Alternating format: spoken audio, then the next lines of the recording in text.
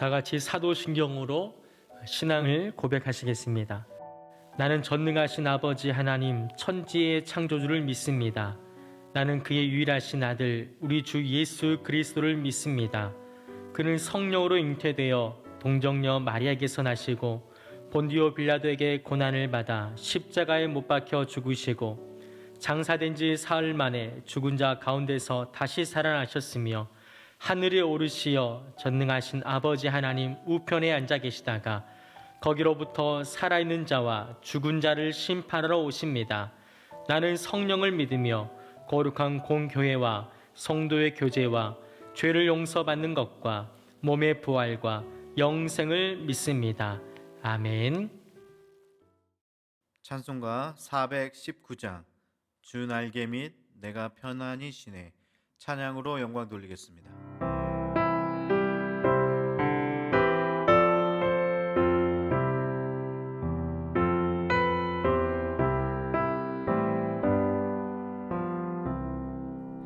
주 날개 밑 내가 편안히 쉬네. 밤 깊고 비바람 불어쳐도 아버지께서 널 지켜주시니 거기서 편안히 쉬리로다. 주 날개 밑 그 사랑 끈을 짜니뇨. 주 날개 밑 내 쉬는 영혼 영원히 거기서 살리. 주 날개 밑 나의 피난처 되니 거기서 쉬기를 원하노라. 세상이 나를 위로치 못하나 거기서 평화를 누리리라. 주 날개 밑 평안하다. 그 사랑 끈을 짜니뇨. 주 날개 밑 내 쉬는 영혼 영원히 거기서 살리. 주 날개 밑 참된 기쁨이 있네. 고달픈 세상 길 가는 동안 나 거기 숨어 돌보심을 받고 영원한 안식을 얻으리라. 주 날개 밑 평안하다. 그 사랑 끈을 짜니뇨. 주 날개 밑 내 쉬는 영혼 영원히 거기서 살리.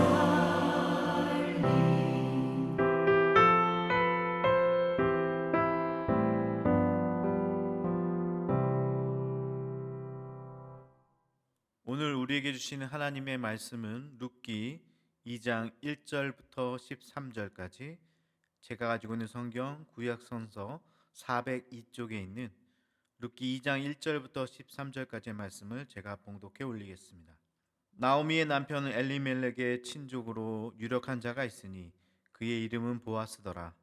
모압 여인 룻이 나오미에게 이르되 원하건대 내가 밭으로 가서 내가 누구에게 은혜를 입으면 그를 따라서 이삭을 죽겠나이다 하니 나오미가 그에게 이르되 내 따라 갈지어다 하매 룻이 가서 베는 자를 따라 밭에서 이삭을 줍는데 우연히 엘리멜렉의 친족 보아스에게 속한 밭에 이르렀더라. 마침 보아스가 베들레헴에서부터 와서 베는 자들에게 이르되 여호와께서 너희와 함께 하시기를 원하노라 하니 그들이 대답하되 여호와께서 당신에게 복 주시기를 원하나이다 하니라. 보아스가 베는 자들을 거느린 사환에게 이르되 이는 누구의 소녀냐 하니 베는 자를 거느린 사환이 대답하여 이르되 이는 나오미와 함께 모압 지방에서 돌아온 모압 소녀인데 그의 말이 나로 베는 자를 따라 단 사이에서 이삭을 죽게 하소서 하였고 아침부터 와서는 잠시 집에서 쉰 후에 지금까지 계속 가는 중이니이다. 보아스가 룻에게 이르되 내 딸아 들으라 이삭을 주러 다른 밭으로 가지 말며 여기서 떠나지 말고 나의 소녀들과 함께 있으라. 그들이 베는 밭을 보고 그들을 따르라. 내가 그 소년들에게 명령하여 너를 건드리지 말라 하였느니라. 목이 마르거든 그릇에 가서 소년들이 길러온 것을 마실지니라 하는지라. 룻이 엎드려 얼굴을 땅에 대고 절하며 그에게 이르되 나는 이방 여인이거늘 당신이 어찌하여 내게 은혜를 베푸시며 나를 돌보시나이까 하니 보아스가 그에게 대답하여 이르되 내 남편이 죽은 후로 내가 시어머니에게 행한 모든 것과 내 부모와 고국을 떠나 전에 알지 못하던 백성에게로 온 일이 내게 분명히 알려졌느니라. 여호와께서 내가 행한 일에 보답하시기를 원하며 이스라엘의 하나님 여호와께서 그의 날개 아래에 보호를 받으러 내게 온전한 상 주시기를 원하노라 하는지라. 룻이 이르되 내 주여 내가 당신께 은혜 입기를 원하나이다.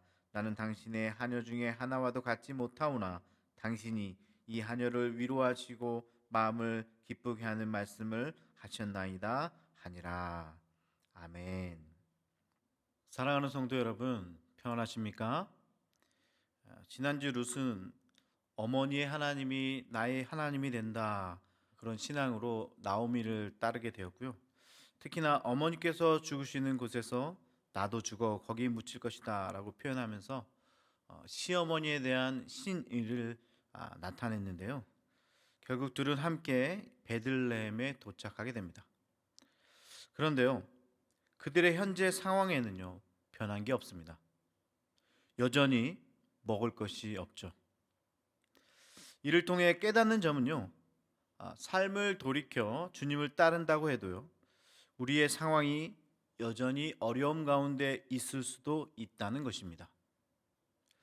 보통 주님을 따르겠다고 기도하면 삶을 헌신한다고 하면요 바로바로 모든 일이 잘 풀리고 축복의 길로 갈 것 같은 착각에 빠지기 쉽습니다. 룻도 그랬는지도 모르겠어요. 시어머니를 따라가면 잘 살 줄 알았는데 이제 입에 풀칠은 할 수 있을 거라 여겼는데요. 모압에 있을 때보다 나을 줄 알았는데 뭐 이런 등등. 그런데 아니라는 거죠. 그런데 여러분, 우리의 결단과 하나님께서 베푸시는 은혜 사이에는요 시간의 차가 있다는 것입니다. 우리의 시간표와 하나님의 시간표 사이에는 간극이 있고요. 이를 믿음으로만 극복할 수 있다는 점이에요. 우리의 시간표와 하나님의 시간표 사이에 공간이 있는데 이 공간을 메우는 것은 오직 믿음이라는 거죠. 자, 그렇다면 이 사이에서 우리는 무엇을 할 수 있을까요? 아주 중요한 질문입니다. 오늘 말씀을 보니까 룻은요 이삭을 주었습니다. 보통은 어머니를 따라 하나님께서 말씀하시는 곳으로 왔다면 힘들더라도 뭔가 대단한 일을 하겠지 뭐 이렇게 생각할 수 있는데요, 그 일이 아주 하찮은 일, 누구나도 할 수 있는 이삭 줍는 일이었다는 거예요. 여기서 우리는요 아주 중요한 인사이트를 얻게 됩니다. 소소한 행동 하나도 때론 세상을 바꾸는 힘이 된다는 거예요. 남의 밭에서 이삭을 줍는 것은 하찮은 일이고 일을 한다고 해서 성공하는 것은 아니지만 중요한 사실은 오늘 룻이 이삭을 주우러 나가지 않았다면 절대 성공할 수 없었다는 겁니다. 다시 말씀드려요. 이삭만 주어서는요 절대 부자가 될 수 없습니다. 절대 성공할 수 없어요. 그러나 할 수 있는 이 작은 일에 최선을 다할 때 비로소 큰 일을 이룰 수 있는 기회가 생긴다는 겁니다. 사소하다고 시작하지 않으면요 절대로 성공할 수 없습니다. 오늘 말씀에서도 룻은 이삭을 줬다가 우연히 엘리멜렉의 친족인 이 보아스를 만나게 되는데요, 우연히 그 밭에 갔다고 생각할지 모르겠지만 이를 크게 보면요, 모든 게 하나님의 계획 안에 있었다는 겁니다. 하나님의 뜻 안에 있었다는 거예요. 이제 구체적으로 오늘 말씀으로 한번 들어가 보겠습니다. 3절의 룻은요, 우연히 친족인 보아스의 밭에 이르렀고요, 4절에 마침 보아스가 그 밭에 등장하는 거죠. 여러분들도 성경을 읽으면서요, 여기 우연히와 마침에 한번 동그라미를 한번 쳐보세요. 하나님이 써내려가는 인생의 시나리오를 보게 될 것입니다. 우연히와 마침. 먼저 보아스를 좀 살펴볼 텐데요, 여러분, 이 보아스가요 정말 대단한 사람입니다.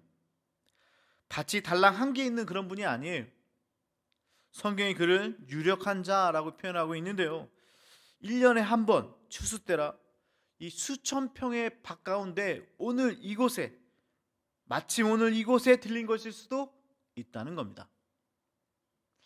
여러분, 아직도 이해가 되지 않으시나요?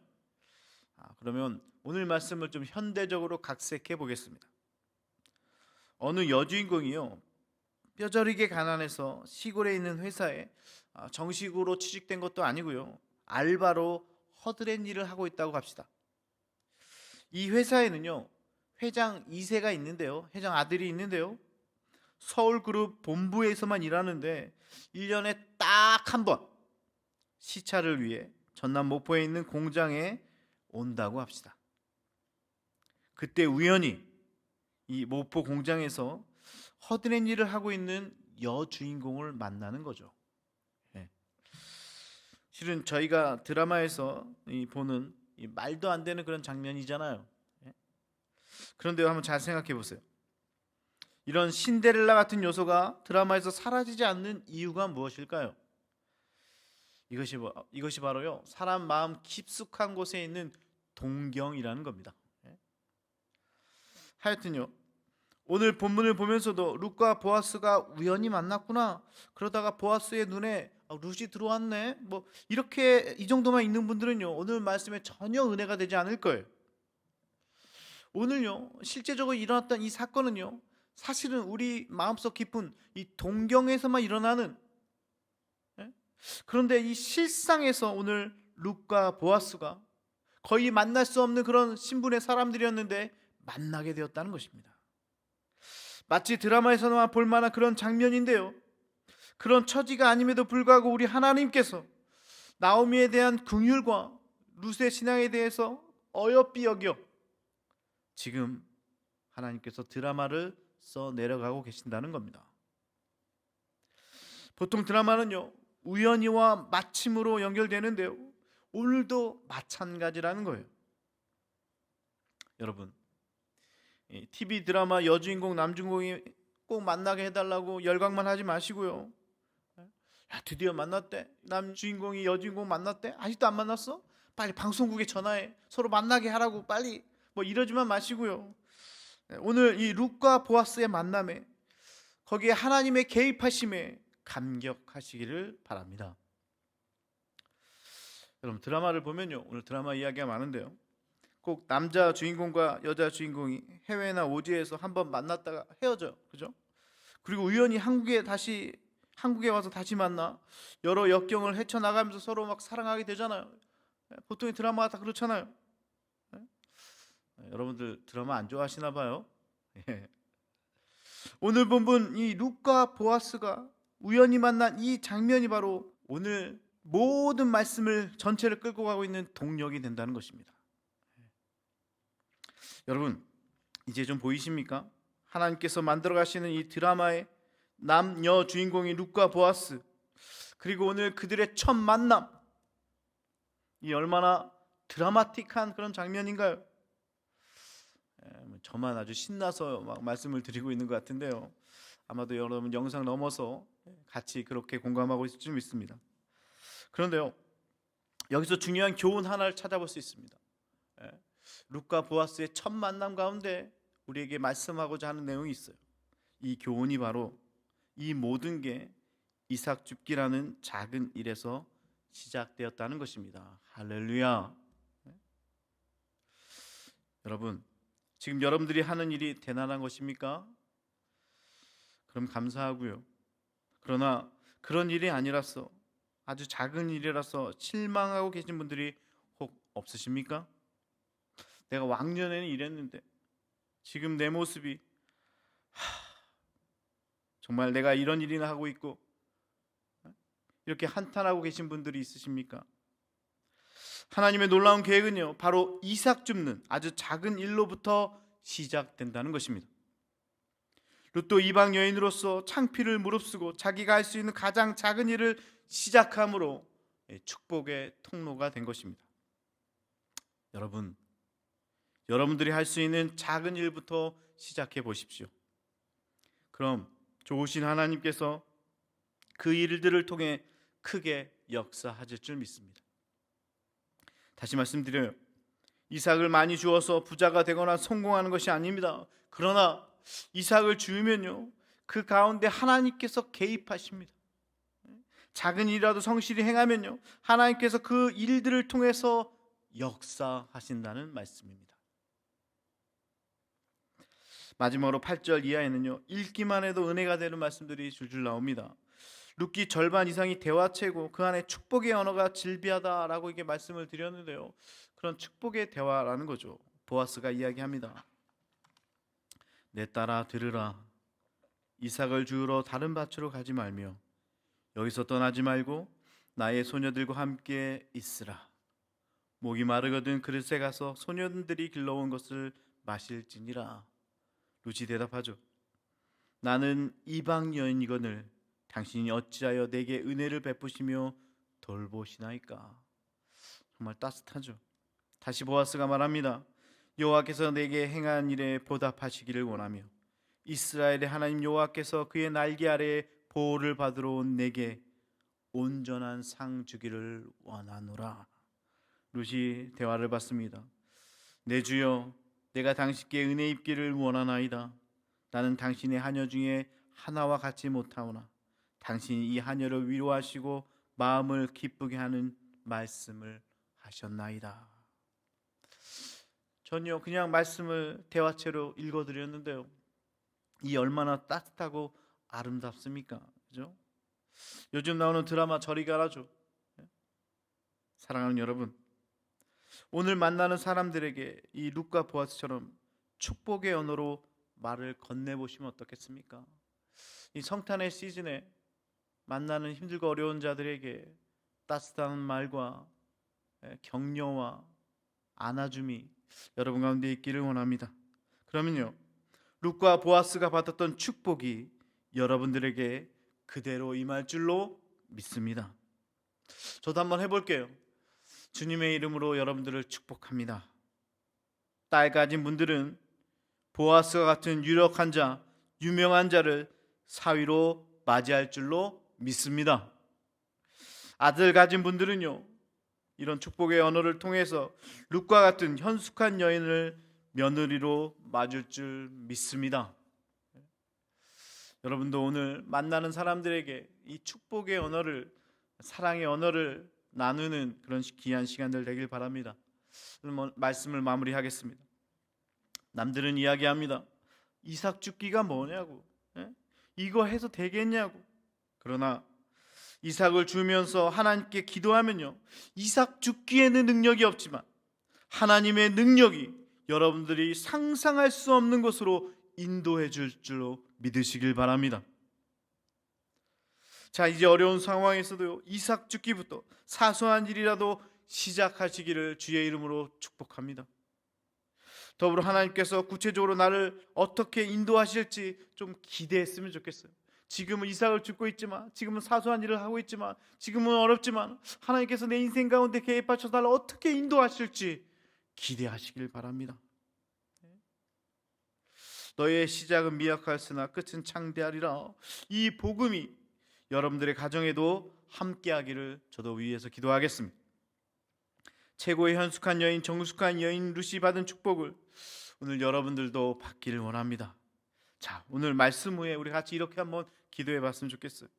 우리의 자녀들이 보아스와 같은 유명한 자를 만나기를 원합니다. 우리 아들들이 룻과 같은 현숙한 여인을 만나게 하옵소서. 이렇게 기도하면요, 여러분들의 삶에도 그대로 나타날 것입니다. 여러분의 자손들에게도 이런 은혜들이 미칠 줄 믿습니다. 지난주에 하니까요 반응이 굉장히 좋던데요. 오늘도 다음 주 예고를 좀 해드리겠습니다. 오늘 12절에 온전한 상에 대해서 나오는데요. 다음 주는 룻이 받았던 온전한 상이 구체적으로 무엇인지 한번 같이 나눠보고요. 여러분들도 그 상을 받을 수 있도록 도와드리겠습니다. 이 온전한 상. 오늘 하루도 룻과 같이 주 날개 및 내가 편안히 쉬네 삶으로 고백되어지는 여러분 모두가 되시기를 축복합니다. 주님 가르쳐 주신 기도하겠습니다. 하늘에 계신 우리 아버지, 아버지 이름을 거룩하게 하시며 아버지의 나라가 오게 하시며 아버지의 뜻이 하늘에서와 같이 땅에서도 이루어지게 하소서. 오늘 우리에게 일용할 양식을 주시고 우리가 우리에게 잘못한 사람을 용서하여 준 것 같이 우리 죄를 용서하여 주시고 우리를 시험에 빠지지 않게 하시고 악에서 구하소서. 나라와 권능과 영광이 영원히 아버지의 것입니다. 아멘.